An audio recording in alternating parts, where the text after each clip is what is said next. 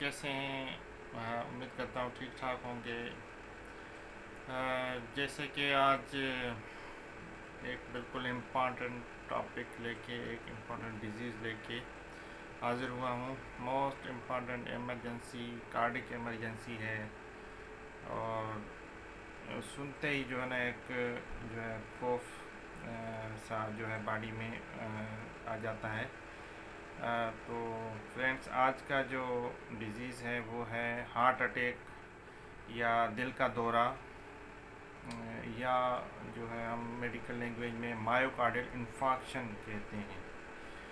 तो फ्रेंड्स, अब चलते हैं कि मायोकार्डियल इन्फार्क्शन या दिल का दौरा क्या है, इसके काजेज़ क्या हैं, कैसे होता है, और इसके जो है वो पेशेंट आते हैं तो इमरजेंसी में या किस तरह प्रेजेंट होते हैं, उनमें साइन सिम्टम क्या होते हैं। उसके अलावा इसकी जो है वो इन्वेस्टिगेशन क्या की जाती है और ट्रीटमेंट कैसे करते हैं। तो ये सारी चीज़ें इस वीडियो में हम डिस्कस करेंगे। तो फ्रेंड्स, पहले तो हमें ये मालूम होना चाहिए कि मायोकार्डियल इन्फार्क्शन या दिल का दौरा है क्या।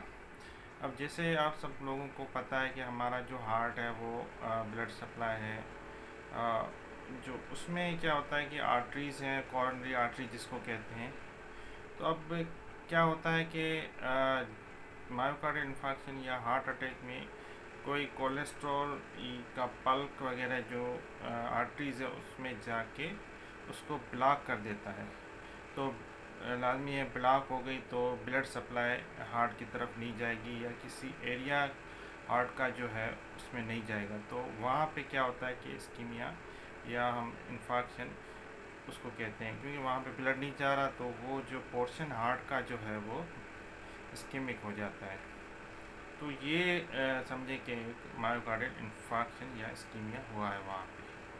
तो फ्रेंड्स, इसके क्या काजेज़ हैं, क्यों होता है? वैसे तो बहुत सारे काजेज़ हैं, लेकिन जो हम कहते हैं कि रिस्क फैक्टर क्या है, किन लोगों में ये होता है और इसके जो है वो किन लोगों की जो डाइट है या किस में ये ज़्यादा होता है, तो वो सारे इसमें डिस्कस करेंगे।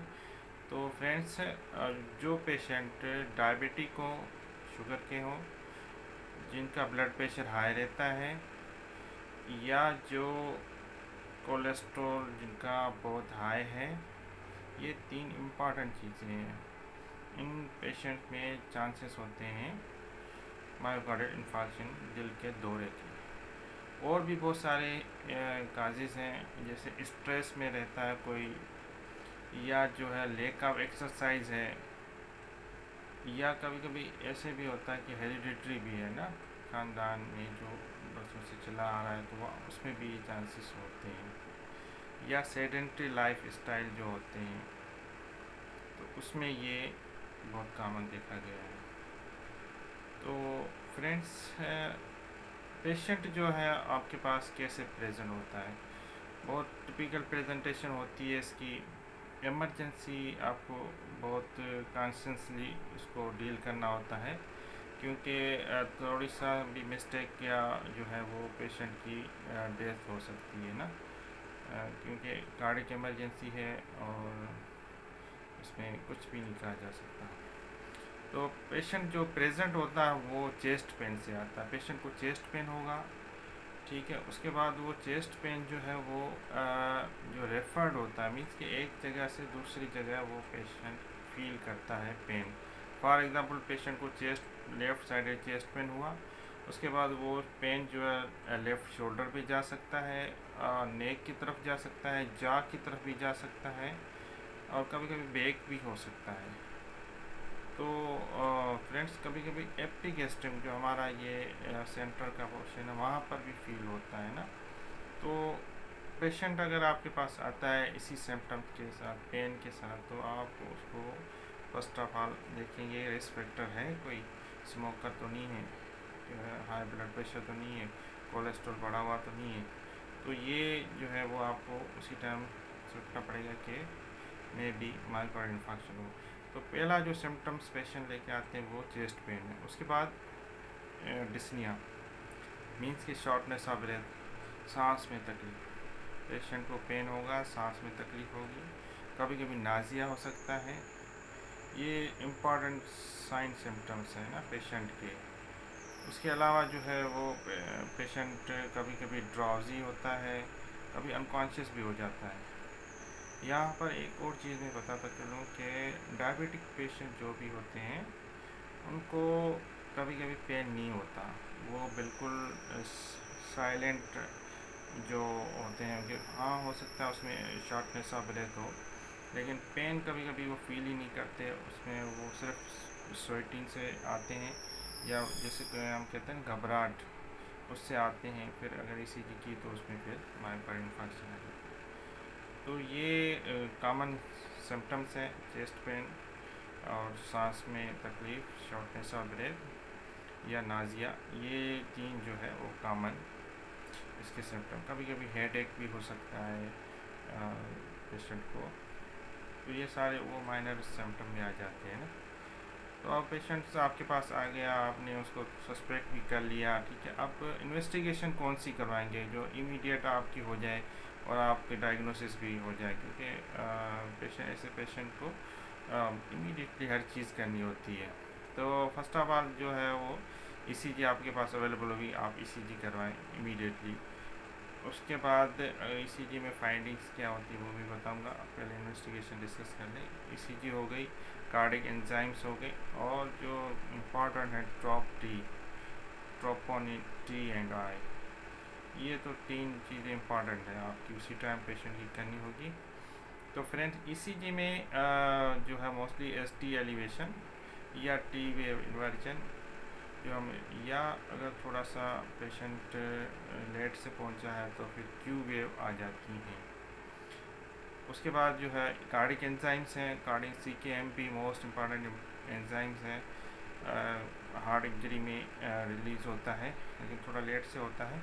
उसके बाद मायोग्लोबिन है, और जो इम्पॉर्टेंट है ट्रोपोनिन टी एंड आई है। तो उसको ट्रोपोनिन टी एंड उसी टाइम आप करेंगे तो वो पॉजिटिव आ सकती हैं। और भी बहुत सारी टेस्ट हैं लेकिन ये मोस्ट इम्पॉर्टेंट टेस्ट हैं पेशेंट की मायोकार्डियल इन्फार्क्शन को डायग्नोज करने के लिए। फ्रेंड्स उसके बाद अगर आपने डायग्नोज भी कर लिया, ईसीजी में फाइंडिंग आ गई, उसके बाद इमीडिएट ट्रीटमेंट क्या देंगे पेशेंट को। देखिए पेशेंट को फर्स्ट ऑफ ऑल रीअश्योर करना है कि कोई ऐसा मसला नहीं है, क्योंकि पेशेंट्स एंजाइटी में होते हैं और बहुत सारे पेशेंट शॉक में भी चले जाते हैं कि सुन के भी कि दिल का अटैक हुआ है, दिल का दौरा पड़ा है। तो रीअश्योर करना है कि भाई कोई मसला नहीं है, हाँ थोड़ा सा हल्का सा अटैक है, हम उसको ट्रीट कर रहे हैं, ठीक है। Reassurance is most important thing. तो रीअश्योरेंस के बाद आप अगर ऐसो भी है, सांस में तकलीफ़ है, तो फिर आप ऑक्सीजन दें। बाकी जो है वो इम्पॉर्टेंट चीज़ है वो है हम मोनाथेरेपी कहते हैं, MONA। पेशेंट जो है उसको मोनाथेरेपी देते हैं। मोनाथेरेपी शॉर्ट टर्म है, उसको याद करने के लिए मोना कहते हैं। M फॉर मॉर्फिन, हमारे यहाँ मॉर्फिन तो अवेलेबल नहीं है लेकिन हम ज़्यादातर किन्स वगैरह देते हैं।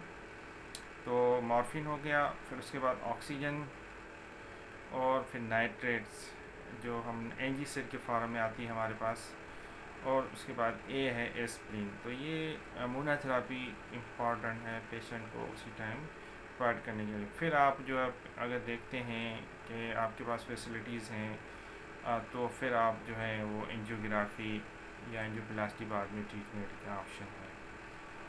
तो फ्रेंड्स बहुत कॉमन ये कार्डिक इमरजेंसी है, और ये छोटी छोटी चीज़ें जो है ना बहुत इम्पॉर्टेंट है किसी की लाइफ बचाने के लिए। तो मैं उम्मीद करता हूँ कि आपको वीडियो अच्छी लगी होगी, और इसको वीडियो को लाइक करें, शेयर करें, और भी बहुत सारी कॉमन डिजीज़ के बारे में आप इसमें नॉलेज लेना चाहते हैं तो देखते रहें कॉमन डिजीज़। नेक्स्ट टाइम फिर कोई और कॉमन डिजीज़ लेके डिस्कस करेंगे। ठीक है friends, thank you so much.